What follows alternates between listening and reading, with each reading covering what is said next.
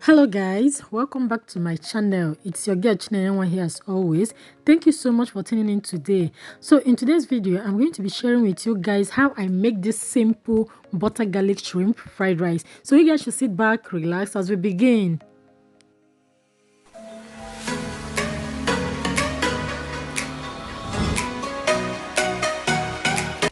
So guys, these are some of the ingredients for making this butter garlic fried rice. This is our chopped garlic, sausage, shrimps, our butter, spring onion, eggs, our dark soy sauce, our bouillon cubes, pepper and chili pepper. Then this is our chopped onion. And yeah, I'm going to be using this basmati rice for this cooking recipe. I bought this rice yesterday and today I will be using it for this cooking recipe. The essence of boiling it yesterday was for it not to become soggy, as I'm going to be frying it with butter. So guys, you guys sit back, relax as we begin.